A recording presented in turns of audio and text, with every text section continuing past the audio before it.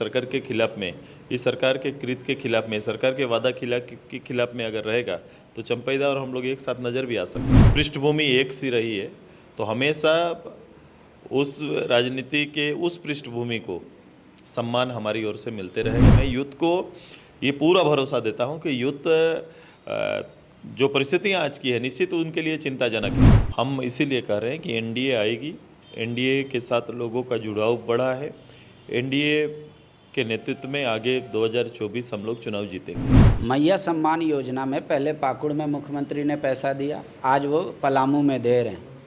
वो बार बार कह रहे हैं कि शिवराज सिंह चौहान भी चुनाव से पहले लाए थे, तब इन लोग सवाल नहीं उठाते थे।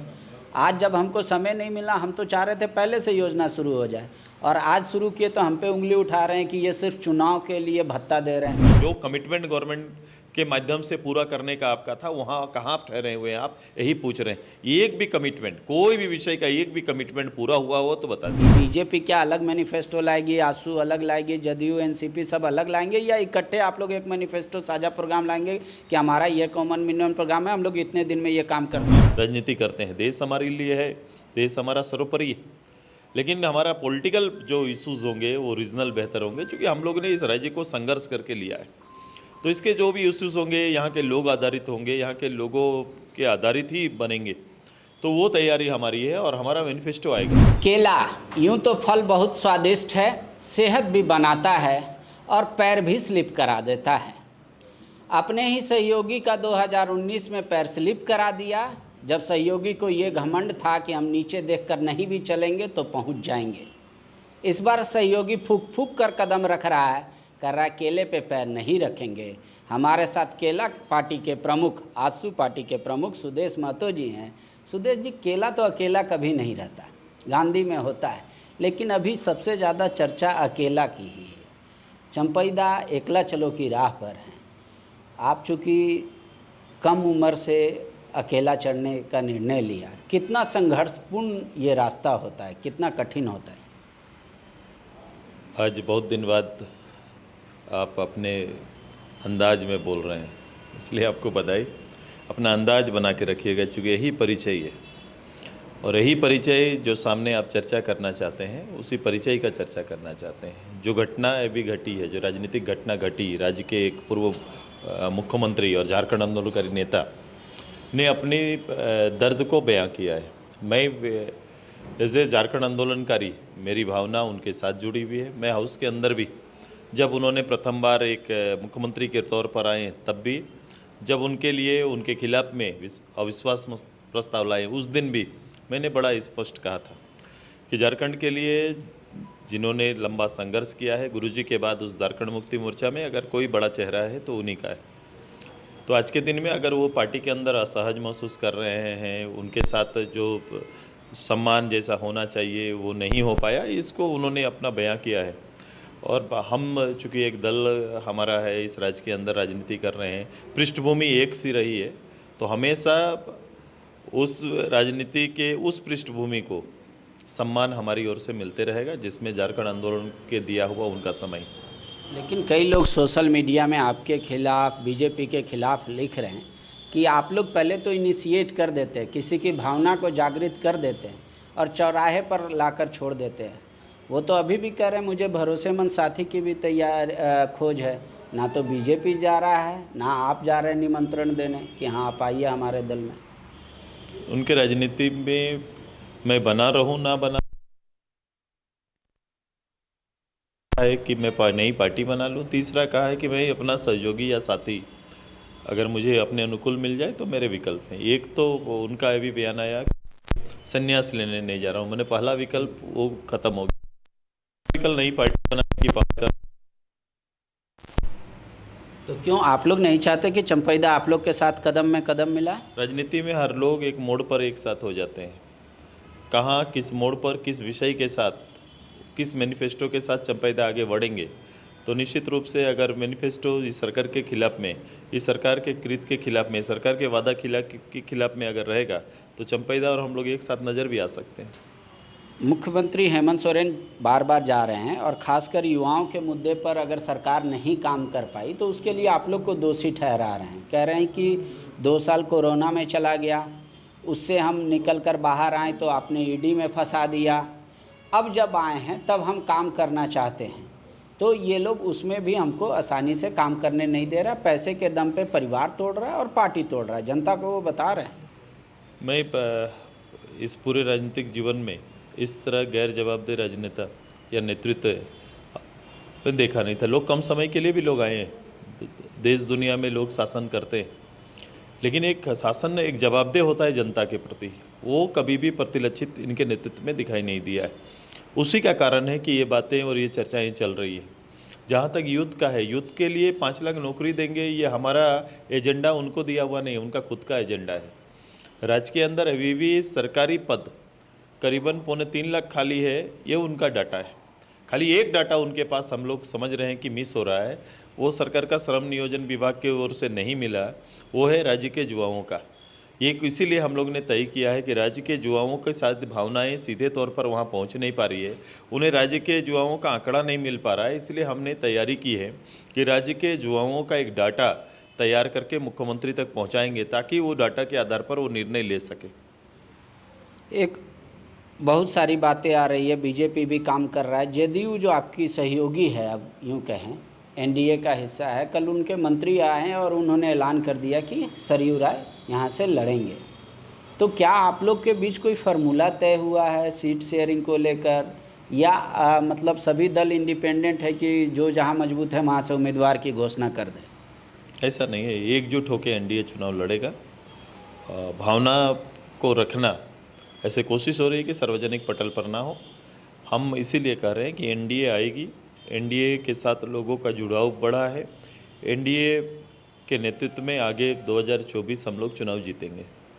लेकिन जनता तो एक बार ठगी जा चुकी है, अब फिर आप लोग मैनिफेस्टो लेके आएंगे तो पूछेंगे ना कि आप लोग अलग अलग मैनिफेस्टो करेंगे कि तीनों एक साथ करेंगे, तीनों को जवाबदेही दें, या फिर आपने मुझे मेरे और मेरे काम करने का तरीका को देखा है, मैं कभी भी इस बात पर बिलीव नहीं करता, विश्वास नहीं करता कि सामने वाला बुरा है इसलिए हम अच्छे हैं। ये परिभाषा मैं कभी भी अपने ऊपर लागू नहीं होने देता हूँ। हम अच्छे इसलिए अच्छे हैं क्योंकि हम अच्छा कर सकते हैं, हमने अच्छा किया है। ये मेरे उदाहरण होंगे। जब भी हम आएंगे, मैनिफेस्टो जब मेरे आएगा, तो हम जो भी मेरा कमिटमेंट होगा और उस कमिटमेंट के पीछे मेरा तर्क भी होगा कि इस चीज़ों को मैं कैसे पूरा करूँगा। लेकिन ये अब सवाल उठ रहा है कि बीजेपी क्या अलग मैनिफेस्टो लाएगी, आसू अलग लाएगी, जदयू एनसीपी सब अलग लाएंगे, या इकट्ठे आप लोग एक मैनिफेस्टो साझा प्रोग्राम लाएंगे कि हमारा ये कॉमन मिनिमम प्रोग्राम है, हम लोग इतने दिन में ये काम कर देंगे? हमारा भारतीय जनता पार्टी राष्ट्रीय विचार के साथ राष्ट्रीय नेतृत्व है उनका, राज्य के और देश की भावनाएं समाहित है उन पर। हम बेसिकली रीजनल भावना से हम जुड़े हुए हैं, रीजनल भावना के साथ हम खड़े हैं और रीजनल भावना की राजनीति करते हैं। देश हमारे लिए है, देश हमारा सर्वोपरि है, लेकिन हमारा पॉलिटिकल जो इश्यूज होंगे वो रीजनल बेहतर होंगे, क्योंकि हम लोगों ने इस राज्य को संघर्ष करके लिया है। तो इसके जो भी इश्यूज होंगे यहाँ के लोग आधारित होंगे, यहाँ के लोगों के आधारित ही बनेंगे। तो वो तैयारी हमारी है और हमारा मैनिफेस्टो आएगा, हम मैनिफेस्टो लेके आएंगे। मैया सम्मान योजना में पहले पाकुड़ में मुख्यमंत्री ने पैसा दिया, आज वो पलामू में दे रहे हैं। वो बार बार कह रहे हैं कि शिवराज सिंह चौहान भी चुनाव से पहले लाए थे, तब इन लोग सवाल नहीं उठाते थे। आज जब हमको समय नहीं मिला, हम तो चाह रहे थे पहले से योजना शुरू हो जाए, और आज शुरू किए तो हम पे उंगली उठा रहे हैं कि ये सिर्फ चुनाव के लिए भत्ता दे रहे हैं। ये जो अभी मुख्यमंत्री जी कह रहे हैं, वो मुख्यमंत्री जी कुछ महीने के लिए जेल में रहे हैं। जेल में रहना, क्यों गए, काहे गए, क्या कारण, ही तो बाद में होगा, लेकिन उनकी सरकार कंटिन्यू कर रही है। सरकार आपकी चल रही है, झारखंड मुक्ति मोर्चा, कांग्रेस और राजद की सरकार चल रही है। सरकार अपना कमिटमेंट पूरा करते हैं, व्यक्ति नहीं। सरकार के कमिटमेंट और प्रॉमिस पर लोग वोट देते हैं। आपने अपना प्रॉमिस दोहराया था, किया था 2019 में, हर चौक चौराहे पर मोटरसाइकिल यात्रा करके, सभा करके आपने जो वादे किए हैं, वही बात को हम दोहरा रहे हैं और वही आपसे मांग रहे हैं कि जिस एजेंडे के साथ आप चले थे, जिस एजेंडा को आपने प्राथमिकता दिया था, जो कमिटमेंट गवर्नमेंट के माध्यम से पूरा करने का आपका था, वहाँ कहाँ ठहरे हुए हैं आप, यही पूछ रहे हैं। एक भी कमिटमेंट, कोई भी विषय का एक भी कमिटमेंट पूरा हुआ हो तो बता दीजिए। आप सभी, हम लोग इस बात को इस रूप से कर रहे हैं कि भाई कहीं भी इनके कमिटमेंट में ये योजना का नाम और उल्लेख नहीं है। हाँ, एक योजना जो उनसे मिलता जुलता कोई योजना था तो उनका था कि साल में 72,000 रुपया देंगे और चूल्हा खर्चा देने का काम करेंगे, और आज ये दोनों योजनाएं नदारत है। अब योजना आने का बजटीय प्रावधान होता है। ये योजना किसी बजट का हिस्सा नहीं है। आज के दिन में जो ऑनगोइंग स्कीम्स है उसके ऊपर जो बजट है, उस बजट के हिस्सा को एक सीमा तक निकाल के आप इसमें डालने का काम कर रहे हैं। वो भी भविष्य के लिए वित्तीय अनियमितता मानी जाती है। आप इस चीज़ को देखेंगे बाद में, ये तो बाद में आएंगे, लेकिन ये प्रॉमिस गवर्नमेंट का ऐसा नहीं होता है कि लास्ट महीने हम अपना प्रॉमिस को केवल रूपांतर करके लोगों को प्रस्तुत करके भी हम रह सकते हैं। ऐसा नहीं होता है। आपका कमिटमेंट जो था वो प्रथम महीना, 6 महीना, प्रथम साल, दूसरा साल, तीसरा साल, चौथा साल ये हो सकता था और वो बजट का हिस्सा होना चाहिए, तब आपको कोई शक नहीं करता। एक आखिरी सवाल, जो मान लीजिए फर्स्ट टाइम वोटर है या सुदेश जी का मंत्री पद नहीं देखा, काम करने का शैली नहीं देखा, बाबूलाल का नहीं देखा, वो फेसबुक और यूट्यूब पे एक्टिव है, पर उनको ये पता है कि 14 में आप लोग जनता के मन मुताबिक काम नहीं किए, इसीलिए 19 में बदल दिए गए। अब 19 वाले भी सरकार से वो नाराज़ हैं, तो उनको क्या कहना चाहिएगा, कैसे भरोसा दिलाइएगा कि नहीं हम आएंगे तो आपका भविष्य बेहतर है? देखो, खासकर कार्य संस्कृति बहुत मायने रखती है। मेरे जो हमारा कार्य संस्कृति है, वर्किंग रहा है मेरा, जो हम एक सरकार के रूप में और या एज ए MLA के रूप में भी या एक संगठनकर्ता के रूप में, उससे लोग उसको देख रहे हैं, बड़े गौर से देखते हैं। और आज भी जब मैं MLA हूँ तो मेरा एक दायित्व है। आप जाएंगे, देखेंगे, कामों को देखेंगे कि हमने किस रूप से चीज़ों को सजाने का काम किया। मैं यूथ को ये पूरा भरोसा देता हूँ कि यूथ जो परिस्थितियाँ आज की है निश्चित उनके लिए चिंताजनक है, क्योंकि जो तैयारी उनकी होती है, जो उनके कोर्सेज पूरा करने के बाद वो सर्विस के लिए तैयार करते हैं और उनके लिए जो चांसेस वैकेंसियाँ होनी चाहिए वो निकल नहीं रहा है। उम्र बीता जा रहा है। जो तैयारी 21 साल, 20 साल, 22 साल में होती है, वो कभी भी 28-29 साल में उसी स्पीड में हम लोग पूरा नहीं कर सकते हैं। ये उनके लिए बहुत सारी कठिनाइयाँ हैं। एक उम्र दिक्कत है और जो उनकी जो एकाग्रता उसके ऊपर रहता है। जो हम किसी एक विषय पर, पढ़ाई पर हम अपने आप को एक जगह पर केंद्रित कर पाते हैं, उसके लिए भी एक समय होता है।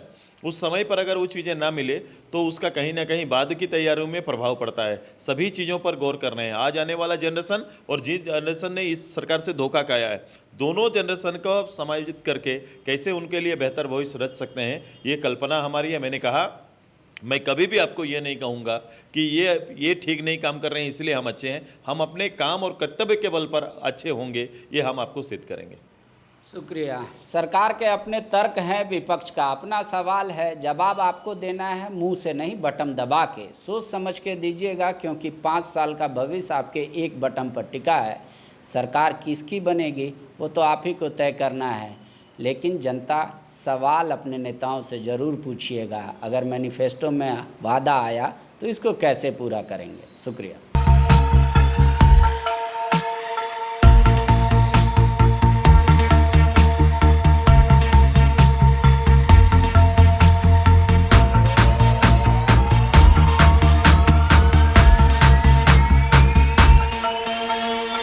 बायोम मेडिकल प्रिपरेशन का एकमात्र संस्थान, जहां है complete digital classrooms, individual doubt counters, video lectures, student tracking system, library facility, 100% result oriented rankers batch, study package and class notes in PDF. TheFollowUp.in. Like, share and subscribe. www.thefollowup.in